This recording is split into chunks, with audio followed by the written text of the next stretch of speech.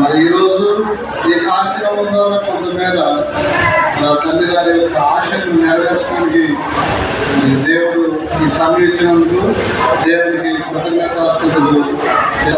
తల్లి గారి మాట ఒక దిన మందిరంలోకి వచ్చన్నారు.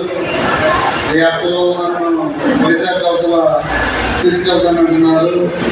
మరి నేను దేవుడి సంగతి దూరం అయిపోతున్నాను, నాకు వరకు ప్రార్థన చేయదని మొట్టమొదటిసారి దుఃఖపడతాను. నేను చూశాను 3 సంవత్సరాలుగా నేను చూస్తున్నాను, కానీ నాకు చాలా సాక్షిగా ధైర్యంగా ఉండేవాడు. చుట్టూ చదువుకొని అలాగే ఉండేటువంటి వాడు. మరి దేవుడి సన్నిధికి దూరం అవుతున్నారు బాధ, దుఃఖం ఆ దగ్గర చూశారు. ఎందుకంటే దేవుడి సన్నిధి అన్నా, దేవుడి చిత్తం అన్నా, దేవుడి మాటలు అన్నా, దేవుడి మందిరం అన్నా ఎంత ఆనందం, ఎంత సంతోషం. ఆ తల్లిగారికి దేవుడు అంత గొప్ప ఆకర్షణ, అంత బలమైన విశ్వాసాన్ని దేవుడు అనుగ్రహించి చివరిగా దాడిపోకుండా ఆ తల్లి చేయి దేవుడి పట్టుని చివరికి ఒక హానోకు నెల ఆయన రాజ్యంలో తీసుకువెళ్ళాడు. తల్లిగారిని కూడా ఆయన రాజ్యంలో తీసుకుని వెళ్ళాడు. దేవుని స్వాగతం హల్లెలూయా. అందుని బట్టి దేవునికి కృతజ్ఞతలు చెల్లిస్తా ఉన్నాం. ఒక పల్లవి చేతులు పాడుకొని ఎక్కువ సమయం ఇబ్బంది పెట్టడం, కొద్ది నిమిషాలు దేవుని మాట చెప్తాను. తదుపరి మనం ముందుకు వెళ్తాం. దినములు గడుచుచున్నవి, క్షణములు దొరుకుచున్నవి, ఆయుషు తరుగుచున్నది, అంతము పిలుచుచున్నది. యేసు లేని నీ జీవితములో పొందలేము మోక్ష రాజ్యము. జీవితములో పొందలేము మోక్ష రాజ్యము.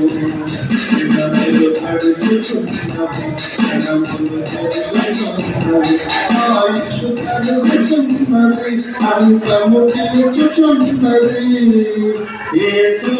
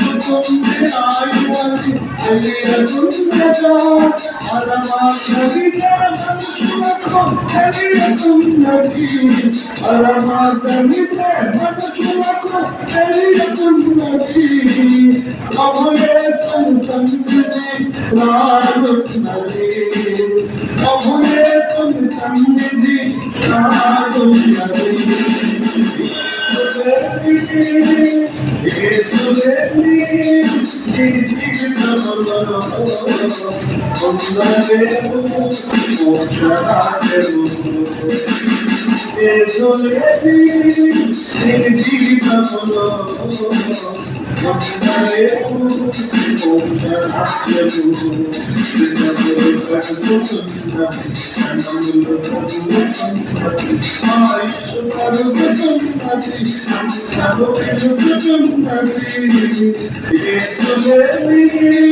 నీ జీవితములో పొందలేము మోక్ష రాజ్యము.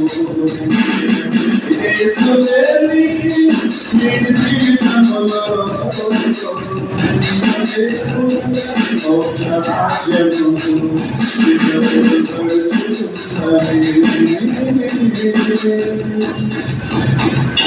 మంచిది. ప్రభువైన యేసుక్రీస్తు నామములో దైవ సేవకులకి, దైవ జనాలకి మీ అందరూ కూడా నా నిండు వందనాలు తెలియజేసుకుంటా ఉన్నాం.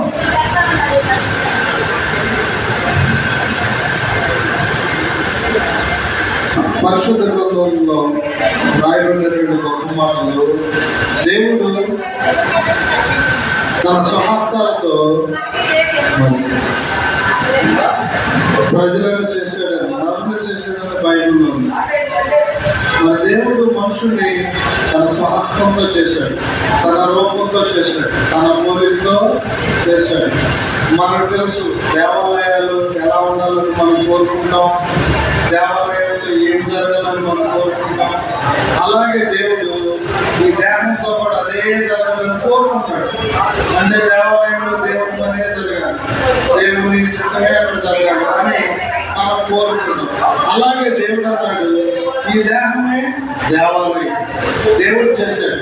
ఈ దేహం ద్వారా దేవుని చిత్తమే జరగాలని దేవుడు సెలవించారు. ఎందుకంటే దేవుని చిత్తం చేయడం ద్వారా వాళ్ళు నదిలవుతారు, తరతరాలు మేలు పొందుతారు, నిత్య జీవాన్ని సంపాదించుకుంటారు. యుగాలు దేవుడు వారికి ఏర్పాటు చేసినటువంటి ఆ పరలోక రాజ్యంలో నివసిస్తారు. కాబట్టి మరి ఒకసారి దేవుడు వాక్యాన్ని మనం జ్ఞాపకం చేస్తున్నాం. పరిశుద్ధ గ్రంథంలో దశలోనికైతే రాసిన పత్రిక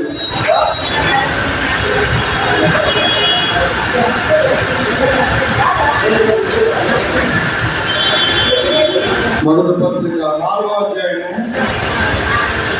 13, 14 ఈ 2 వచనాలు కూడా ఒకసారి మనం గుర్తు చేసుకున్నాం. సహోదరులారా, నిరీక్షణ లేని ఇతరుల వలె మీరు దుఃఖపడకుండా నిమిత్తం నిద్రించుతున్న వారిని గురించి మీకు తెలియకుండా మాకు ఇష్టం లేదు. యేసు మృతి పొంది తిరిగి లేచినని మనం నమ్మిన ఎడల అదే ప్రకారం యేసునందు నిద్రించిన వారిని దేవుడు ఆయనతో కూడా వెంట పెట్టుకొని వచ్చును.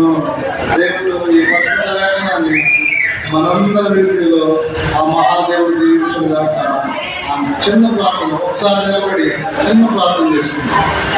యేసు ప్రభువా, మా రక్షకాన్ని వందనాలు.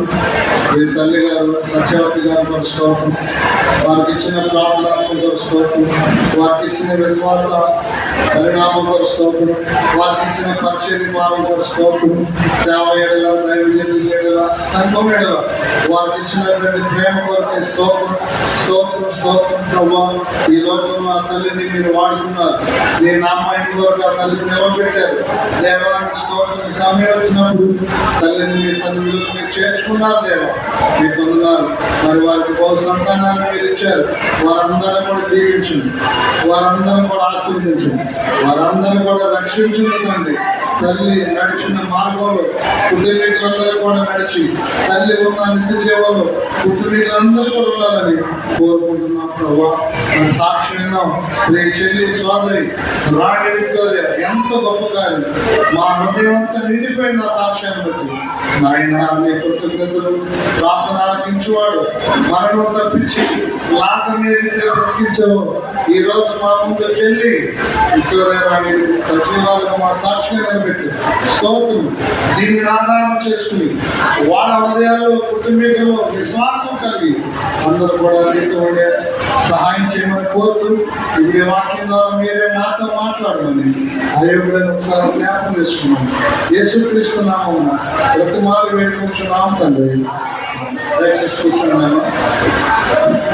చాలా సంతోషం. మరి నిలబడమని చెప్పగానే సహకరించుకుంటున్నాను.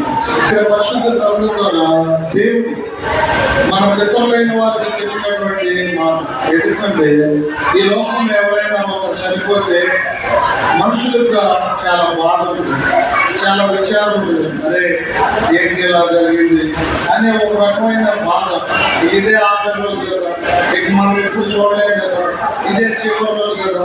కావాలంటే మన పెద్దలంతా ఉండేవాడు, చనిపోయేవాడు చూడాలి, పెళ్లి చేసుకునే వాడు కూడా చూడాలి అని ఒక ఆలోచన. ఎందుకంటే ఈ చనిపోయే వాళ్ళు ఇక మన లైఫ్కి మనం చూడలేమని చెప్పి ఎన్ని పనులున్నా మార్పుని ఎక్కడ పనులు అక్కడ వదిలిపెట్టేసి చూడటానికి చివరిసారిగా అనేకులు వస్తూ ఉంటారు. ఎందుకంటే మళ్ళీ చూడలేము, మళ్ళీ మనం కలుసుకోలేము.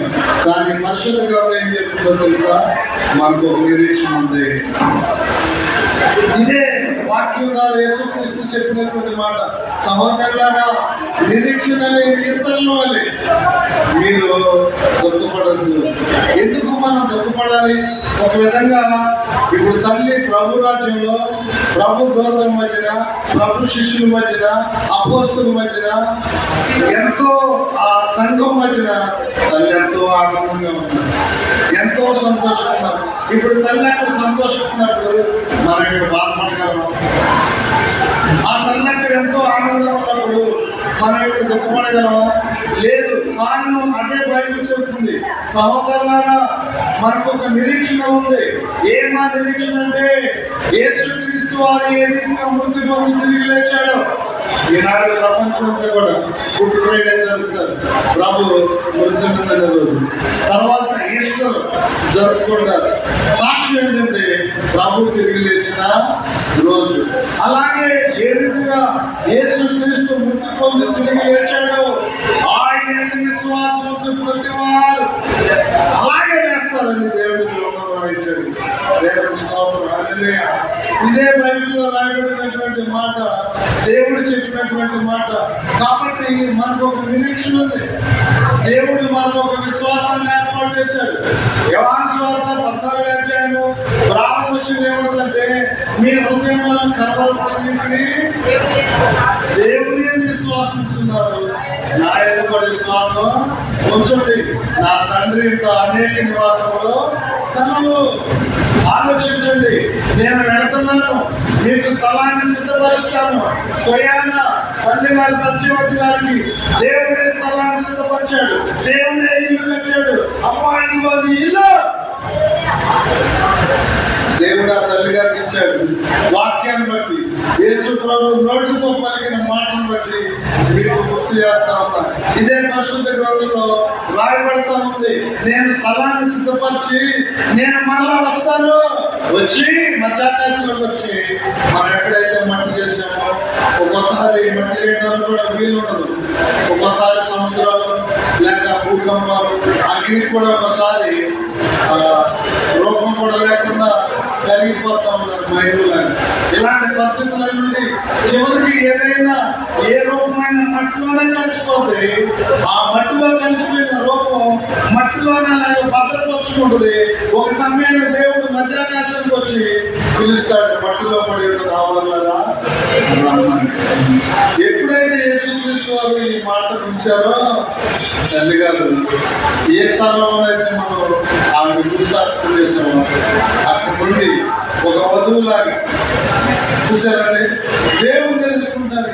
ఎంతో ఆనందంగా ఆయన సన్నిధిలోకి వస్తారని పరిశుద్ధ గ్రంథంలో రాయబడింది. ఎందుకంటే యోహాను సువార్త 5వ అధ్యాయం 24వ వచనంలో నా మాటని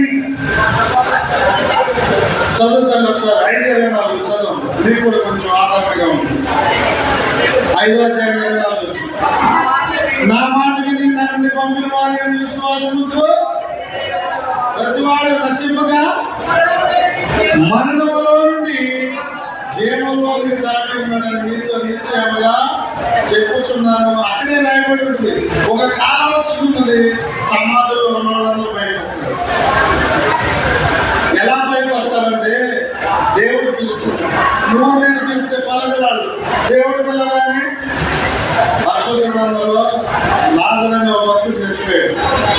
మార్త మరి సోదరుడు అన్నయ్య సోదర ఒక మాట చెప్పంటే మాట్లాడుతారు. అనేక సందర్భాల్లో మనం కూడా ఒక మాట చెప్పంటారు. చచ్చిపోయినప్పుడు ఆ దేహం దగ్గరికి వచ్చిన పార్టీ దేహం దగ్గర ఒక మాట చెప్పమ్మా, ఒక మాట మాట్లాడమ్మా, అది లాంటి వచ్చాడు మాట్లాడమ్మా, ఏడు వచ్చాడు మాట్లాడమ్మా, గవర్నమెంట్ తమ్ముడు వచ్చాడు మాట్లాడమ్మా, ఎక్కడి నుండి నీ కూతురు వచ్చింది మాట్లాడమ్మా. సరే మేము ఎక్కడ మాట్లాడుకుంటాం, మీకు ఎలా ఊరికే. కానీ మనం ఎన్ని చెప్పినా కానీ అది సాధ్యపడే పని కాదు. కానీ దేవుడు పిలుస్తాడు, రా అంతే. వాళ్ళ సజీవులు వచ్చేస్తారు. చనిపోయి 4 రోజుల తర్వాత దేవుడు అన్నాడు, లాజరు దేవుడు ఎప్పుడైతే పిలిచాడోనండి బయటకు వచ్చేసాడు లాజరు. ఎంత ఆనందం! ఇప్పుడు లాజరు చూసిన మరి ఆనందం. లాజరును చూసిన మాత్రం కాదు, దేవుడు ఏర్పాటు చేసిన రోజు ఉంది. ఆ రోజున తల్లి గారిని దేవుడు నిలబెట్టినప్పుడు కుటుంబీకులందరికీ ఆనందం, రక్త సంబంధికులందరికీ ఆనందం. ఆనాడు మాత్రం మరియు ఏ రీతిగా వాళ్ళ స్వాతంత్రం చూసి సంతోషపడ్డారో, రేపు మనం అందరూ కూడా తల్లి గారిని దేవుని రాజ్యంలో చూసి ఆయన రాజ్యంలో మనం కలిసి మనం కూడా అలాగే ఆనందిస్తామని యేసుక్రీస్తు వారు చెప్పిన గొప్ప మాటలు. ఇదే మనకున్న నిరీక్షణ, ఇదే మనకున్న విశ్వాసం. తల్లి గారు చనిపోలేదు, ఇల్లు మారారు, అడ్రస్ మారింది. మొన్నటి వరకు భూలోకం అడ్రస్, ఈ రోజు నుండి చూసారా? ఎందుకంటే ఆమె పేరు జీవగ్రంథంలో రాయబడింది. యేసునందు విశ్వాసం ఉంటున్నారు, యేసు వరకు జీవించారు, యేసు సాక్షిగా ఉన్నారు, అనేకులు కొరకు ప్రార్థన చేశారు, అనేకులకు పరిచయం చేశారు, ఆపదల వారు హస్తం దాపారు, ఆకలేసిన వాళ్ళు దండం పెట్టారు, దేవుడి సన్నిధిలో దేవుని కొరికి ఎంతో కాలం కూడా ఇస్తుంటూ వంట చేసి పెట్టినటువంటి ప్రేమ తల్లి సత్యవతి గారు. ఒకసారి చప్పులు పడదాం తల్లి గారు. ఇక్కడ మనం అర్థం చేసుకుంటున్నాం, పరిశుద్ధ గ్రంథంలో రాయబడినటువంటి గొప్ప మాటలు. కాబట్టి నా మాట విని నా యందు విశ్వాసం ఉంచేటువంటి వారు తీర్పులోనికి రాక మరణంలో ఉండట జీవంలోనికి దాటేశారు. రాయబడినటువంటి మాట, యేసునందు విశ్వాసం ఉంచిన వారికి తీర్పు లేదు. ఎందుకంటే అనేకులు చెప్తారు, ఇక చేసిన కొద్దిమని పైన లెక్క చదువుతుంటాడు, లెక్కలు ఇదంతా నిజమే, లెక్క ఉన్న మాట నిజమే, లెక్క చెప్పాల్సిన మాట నిజమే, కానీ లెక్క వాళ్ళు చెప్పుకుంటుడు కాదు దేవుడు. తీర్పు తీర్చేది, నరకంలో పడేసే మాట నిజమే, స్వర్గంలో పంపించే మాట నిజమే, కానీ ఎముడు కాదు యేసుక్రీస్తు. ఈ సత్యాన్ని ప్రేమతో చెప్తున్నాం, ఈ సత్యాన్ని ప్రేమతో గుర్తు చేస్తా ఉన్నాం. కాబట్టి రాయబడిన ప్రతి మాట పరిశుద్ధ గ్రంథంలో ఉన్న చక్కని సంగతితో మనం గుర్తు చేసుకుని ఈ లోకంలో జీవించాలని దేవుడు సెలవిచ్చాడు. ఎందుకంటే పుట్టిన ప్రతి మనుషుడు వయసుతో పని లేదు, ఆరోగ్యంతో పని లేదు, ఏదో ఒక దినాన ఈ లోకయాత్ర ముగించవలసిందే. ఈ లోకయాత్ర ముగించిన తర్వాత ఎక్కడికి వెళ్తారు? చాలా మంది చెప్తారు కుక్కలాగా పడతారు, లక్కలాగా పడతారు, రకరకాల జంతువుల పేర్లు. ఇప్పుడు భూమి పుట్టినది మొదలుకొని ఎన్నో కోట్ల మంది చచ్చిపోయారు. మరి అన్ని ముక్కలై, అన్ని నక్కలై, అన్ని జంతువులై, అన్ని మొక్కలై ఉండాలి. లేవంటే ఆ ఆలోచన అబద్ధం. అంతే కదా, చచ్చిపోయిన వాళ్ళు ఎక్కువ కుక్క మొక్క అయితే ఇప్పుడు ప్రపంచంలో ఎన్ని ఉండాలి? చచ్చిపోయిన వాళ్ళందరూ మరి చట్టం చేసే చచ్చిపోతారు. కాబట్టి కుక్క నక్క కొంత ఎదురుపడ్డారు. ఏమి అవన్నీ లేవు, అవి మనకన్నా తక్కువ అయిపోయింది. కారణం ఆలోచన తక్కువ. మనుషులకు ఒకే జీవితం ఉంది. ఒకసారి చనిపోయిన తర్వాత ఇక మరలా పుస్తకం అనేటువంటిది ఇక జరిగే పని కానీ కాదు. చనిపోయిన తర్వాత ప్రతి వారు పైకి వెళ్ళిపోతారు. అక్కడ కావుల్లో పెడతారు, కావులు తీర్పు తినేవాళ్ళు వాయిదాలు తిప్పుతారు. చర్చి కాదు, ఫైనల్ జడ్జిమెంట్ వచ్చేవాళ్ళు. అలా తీర్పులో ఉంటారు. మంచి చేసిన వారికి పరలోకం. మరి మనుషుడు మంచిగా ఉండలేడు, మంచి చేయలేడు. మంచిగా ఉండాలన్నా, మంచి చేయాలన్నా దేవుడు మనలో ఉండాలి. దేవుడుతో మనం ఈ లోకంలో ఉంటేనే అది సాధ్యపడదు. ఎందుకంటే యేసుక్రీస్తు లేకుండా మేము జీవించాం, యేసుక్రీస్తుని కలిగి కూడా జీవిస్తున్నాం. యేసుక్రీస్తు లేకుండా ఆలోచన వేరు, ఆశలు వేరు, మనసు వేరు. యేసుక్రీస్తుని కలిగిన తర్వాత కలిగిన ఆలోచన వేరు, మన మనసు వేరు. ఆశ్చర్యం అన్నమాట. అప్పుడు మనసు మంచిది కాదు, అప్పుడు ఆలోచన మంచిది కాదు, అప్పుడు కోరికలు మంచిది కాదు. యేసుక్రీస్తుని విశ్వసించే ముందు, పరిశుద్ధ గ్రంథాన్ని పట్టుకోక ముందు, దేవుడి సన్నిధి రాకముందు ఉన్న ఆలోచన విధానం వేరు. ఎప్పుడైతే ఈ గ్రంథాన్ని కలిగి యేసుతో జీవిస్తున్నామో ఇప్పుడున్న ఆలోచన వేరు, ఇప్పుడున్న మనసు వేరు, ఇప్పుడున్న కోరికలు వేరు. ఇది యేసుక్రీస్తు ద్వారానే సాధ్యపడిందని ఆ అనుభూతిగా తెలుసుకోగలుగుతున్నాం. కాబట్టి ఇక్కడ ఉంది, సహోదరులారా నిరీక్షమైన ఎత్తుల వల్ల మీరు దుఃఖపడదు. నిజంగానండి, ఒక విధంగా చూస్తే పరలోక రాజ్యంలో ఎలా ఉంటుందో ఈ రోజు వాతావరణం అలాగే ఉంది. చాలా మంది చాలా ఆనందంగా ఉన్నారు. స్తోత్రం. ఎందుకంటే హృదయంలో ఆ నిరీక్షణ దేవుని బట్టి కలిగింది. యేసుక్రీస్తు ద్వారా ఆ నిరీక్షణ మాటలతోనూ ప్రధానంగా దూత శక్తులతోనూ మనం ఆయన ఎదుర్కొంటామట. ఒక దూత, ప్రధాన దూత బోరుతుందంట చూడండి. అప్పుడు బ్రతుకున్న వాళ్ళు అలాగే పైకి లేపుతారు, సమాజంలో వారు కూడా లేస్తారు, ప్రభులు కలుసుకుంటారు.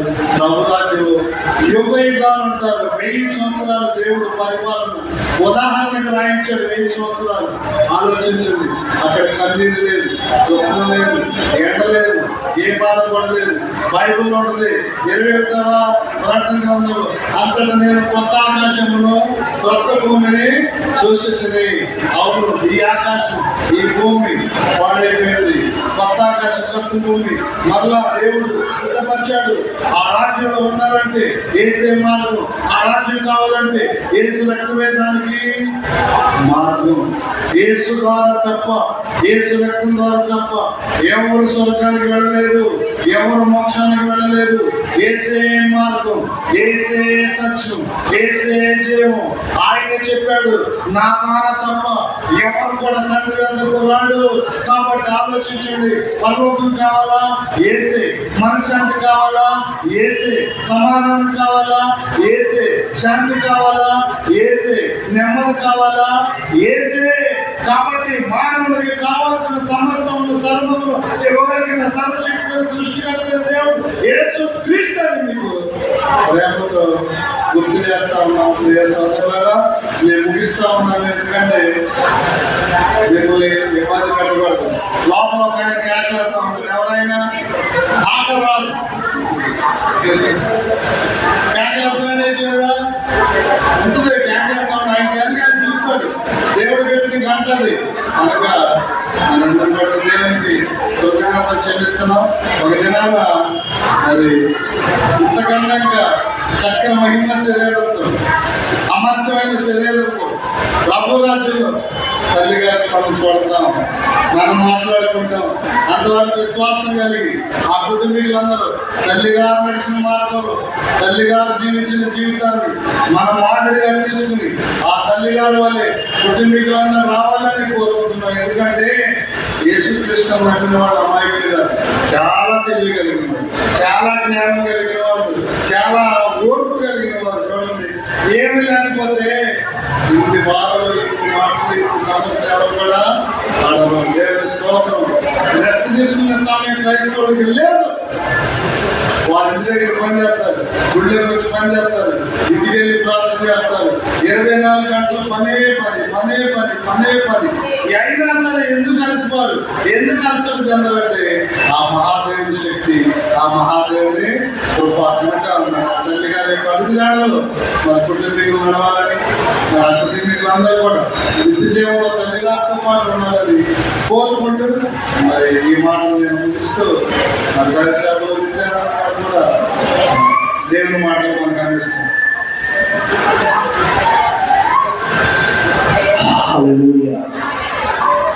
దేవుడు తన యొక్క లేఖనాలు సేవ చేసి మనతో దేవుడు చక్కగా మాట్లాడారు.